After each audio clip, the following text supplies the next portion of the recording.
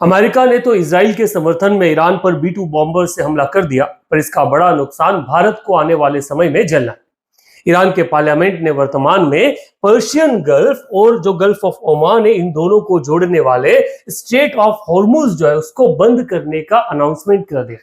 ऐसे final decision जो है वो तो वहां के सिक्योरिटी काउंसिल के हाथ में है, पर अगर ये बंद होता है तो भारत का जो भी ऑयल इंपोर्ट है उस पर एक बड़ा धक्का लगेगा, जिसमें रीजन ये हो सकता है कि भारत में पेट्रोल और डीजल की जो प्राइसेस है वो आने वाले समय में बढ़ जाए। ईरान पिछले कई बार हमने देखा है कि वो हॉर्मुज या स्ट्रेट ऑफ हॉर्मुज को बंद करने की धमकी देते आया है, पर अभी तक उसने ये किया नहीं है। परंतु अगर ये होता है तो भारत अकेला नहीं, भारत के साथ साथ जितने भी ऐसे ईस्टर्न नेशन है जो अपने ऑयल सप्लाई के लिए इंपोर्ट पर डिपेंडेंट है, उनको एक बड़ा धक्का लगने वाला है। भारत अपनी अगर टोटल नेचुरल ऑयल रिक्वायरमेंट के बारे में बात की जाए तो रिपोर्ट कहती है कि भारत की जो रेगुलर रिक्वायरमेंट है वो लगभग 5.5 मिलियन के आसपास होती है, जिसमें से वो 2.2 मिलियन के आसपास जो है वो इंपोर्ट करता है। ये जो टोटल इंपोर्ट होता है उस इंपोर्ट में से एक बड़ा हिस्सा लगभग 40% का हिस्सा जो है वो रशिया से इंपोर्ट कर रहा है। रशिया के अलावा सेकंड इंपोर्ट हमारा इराक से आता है, then Saudi Arabia, then UAE, then US और फिर कंबोडिया, नाइजीरिया, कुवैत जो है यहाँ से हमारा सप्लाई आता है। भारत इससे पहले इस पूरे ग्राफ में एक नाम ईरान का भी हुआ करता था, जहां से वो एक बड़ा अमाउंट क्या करता था, इंपोर्ट किया करता था। पर रशिया और ईरान के बीच में जो डिस्टर्बेंस चल रहे हैं, उन डिस्टर्बेंस के कारण अमेरिका लगातार उन नेशंस पे सैंक्शंस की बात करता रहा जो ईरान से अपना इंपोर्ट करने वाले।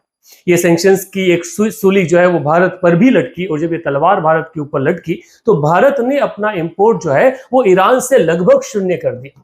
ईरान से अपने व्यापार या ट्रेड रिलेशंस जो है वो भी खत्म कर दिया। परंतु इसका इंपैक्ट अब ये होने वाला है कि बाकी जितना भी इंपोर्ट, रशिया को अगर छोड़ के जो इंपोर्ट हम करते हैं, उसका जो बड़ा सेगमेंट है वो सेगमेंट इसी जो गल्फ या जो स्ट्रेट जिसके बारे में हम बात कर रहे हैं, इसी स्ट्रेट से आता है। और अगर ये बंद हो जाता है तो हमारा ओमान से होने वाला, यूएई से होने वाला इंपोर्ट, सऊदी अरेबिया से होने वाला इंपोर्ट, कुवैत और इराक से जो हम इंपोर्ट करते हैं, ये सारा के सारा इस एरिया से रुक जाएगा। इसका अल्टरनेट रूट है, आप क्या कर सकते हैं, आप साउथ अफ्रीका को क्रॉस करके नीचे से ऑयल क्या है ला सकते हैं, परंतु इसकी कॉस्ट बढ़ जाएगी, और ये कॉस्ट अगर बढ़ती है तो इसका सीधा इंपैक्ट लोगों के ऊपर आएगा। अब गल्फ ऑफ जो हॉर्मुज है इसका क्या होगा, ये तो ईरान के फाइनल डिसीजन मेकिंग में दिखेगा, पर इस कंप्लीट एस्पेक्ट पर आप क्या सोचते हैं?